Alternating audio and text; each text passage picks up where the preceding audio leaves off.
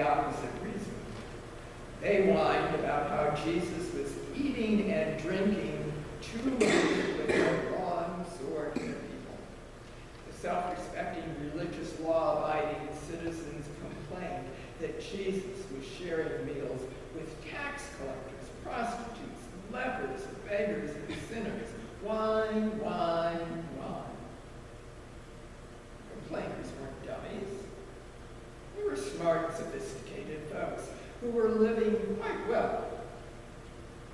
In spite of the Roman occupation, both their local economies and the religious institutions were still working. Actually, these folks weren't looking for any help from Jesus or anyone else. They considered themselves to be filled with wisdom. They knew all 613 plus Judaic laws, and they followed them with a lot of dedication and religious fervor. As far as they were concerned, they were doing just fine. They didn't need any upstart preacher from Nazareth telling them about God and how to live according to God's will. We're doing great, they told Jesus. We can handle everything all by ourselves. We don't need you and your kind telling us about God. We're in charge here. We know all that we need to know, so just leave us alone. There were people in these towns who weren't so lucky. They were the ones who were burdened by life's injustices and oppression. These were the poor who were barely getting by. They were the little ones, who quite literally were burdened by the wealthy and the elite. The Judaic laws were burdens to these people. The Romans placed heavy burdens upon their shoulders as well. These were people who were weighed down by the struggle to survive from one day to the next. These were the people who lived at the bottom of the social ladder and didn't amount as too much as far as the powerful and arrogant men and women were concerned. Yet all these people, the power and the wealthy, the poor and the wealthy, were part of the same culture and religious tradition. So Jesus had to deal with the struggle within the religious community between those who imposed their authority over those who had no authority. No wonder there was a lot of bitterness and hostility going on around town. Both groups were whining and complaining. As Jesus witnessed all this victory, he became more and more frustrated.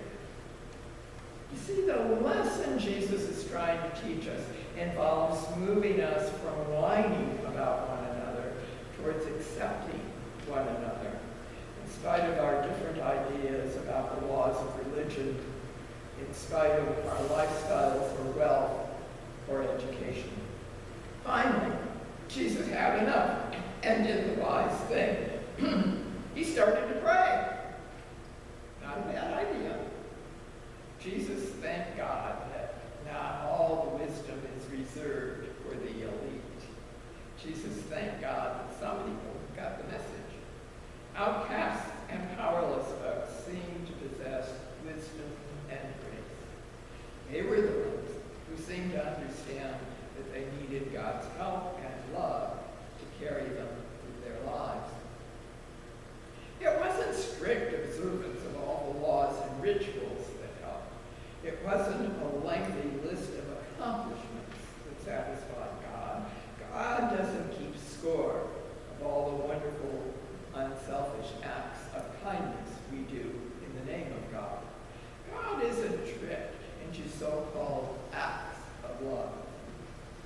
The author Barbara Brown Taylor describes it this way: I may believe that I live by God's grace, but I act like a scout collecting merit badges. I have a list of things to do that's a mile long, and while there are a number of things on the list I generally want to do, the majority of them are things I think I ought to do, that I should do, that I better do or God will not love me anymore.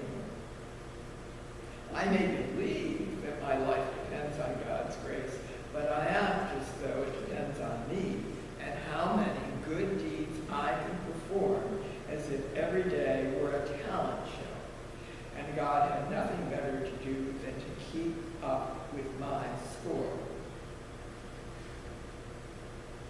As if that isn't enough burden to carry around with us, most of us labor under the illusion that we are fully capable of doing it all by ourselves. After all, we've been raised to be independent, self-sufficient, able to handle anything that's thrown our way. Once upon a time, there was a 5th grade Sunday school teacher who was teaching a class on this morning's reading. In the course of the lesson, the teacher asked the class, "What's a yoke?" Among the answers she received was that a yoke is the yellow part of the center of an egg. In fact, that seemed to be the consensus of most of the children in the class. But there was one particularly bright youngster who had another definition. "The yoke," the student replied, "is a collar you put around a horse." And the teacher, thinking this child was really quite right, asked the natural follow-up question. What then would be the yoke of Christ? The child thought for a moment and said, "I suppose that would be when God has got you by the throat." Now, many of us might think this student was onto something, but in reality, I don't think this is what Jesus had in mind. You see, most of us who haven't got much experience with yokes might regard them as something that we see in museums or pictures or whatever. They're made of heavy wood, and they attach one ox to another, more or less enabling the animal to pull some god-awful huge load. But in reality, the purpose of a yoke wasn't to make the oxen work hard. That was going to happen no matter what. That's what oxen do. The real purpose of a yoke is to enable the animals to share the burden together as a team. Life is full of burdens, all kinds of burdens. We often have so many of them, we feel as though we'll crumble under the weight of them all.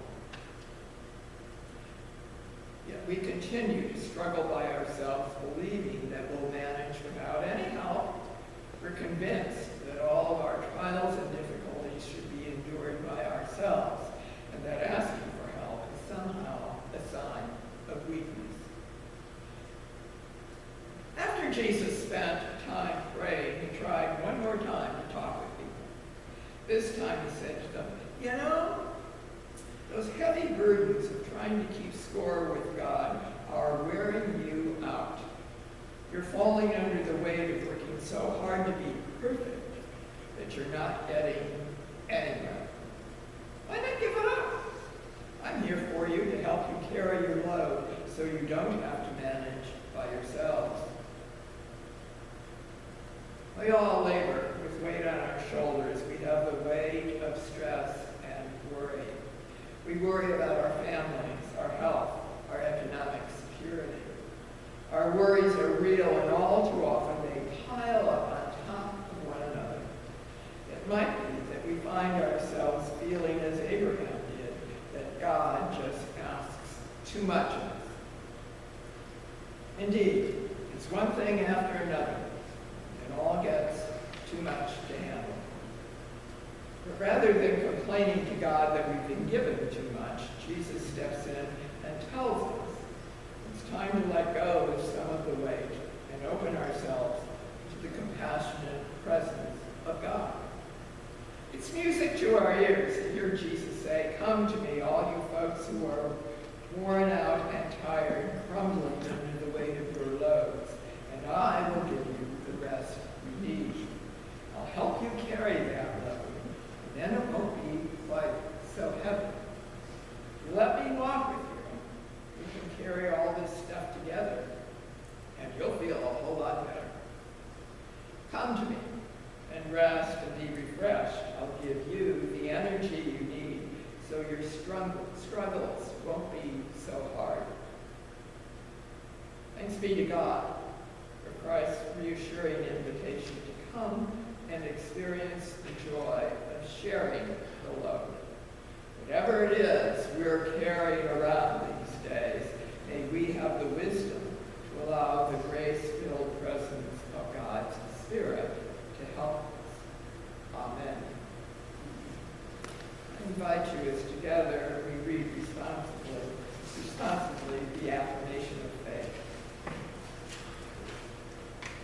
We are people of renewed spirit. We place our hope in the God who has molded us from the stillness of the earth and the steadiness of breath, a universe of wondrous balance. We seek to practice the compassion of Jesus, to call us from tension to refreshment, from disease to health, from labor to rest, from death to life. We call upon the power of the Spirit to inspire us, to bring reconciliation to wounded hearts, peace to tormented souls, respite to burdened minds and bodies. We are people of a renewed spirit and light yoke. Thanks be to God. Amen.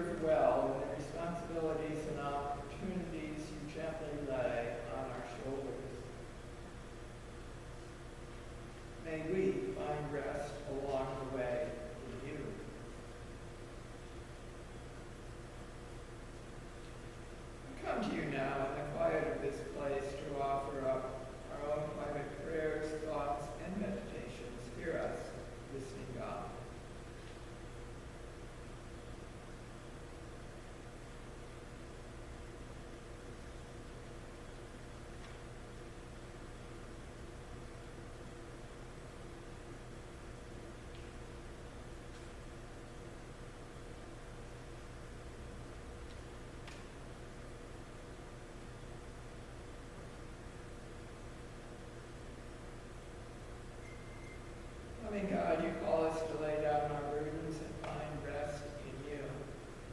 Help us to learn from you how to be gentle and humble of heart. May our burdens be light. Wondrous God, hear us as together we offer the prayer we have been given to say, Our Father, who art in heaven, hallowed be thy name. Thy kingdom come, thy will be done, on earth as it is in heaven. Give us this day our daily bread, and forgive us our debts, as we forgive our debtors. And lead us not into temptation, but deliver us from evil. For thine is the kingdom, and the power, and the glory forever. Amen.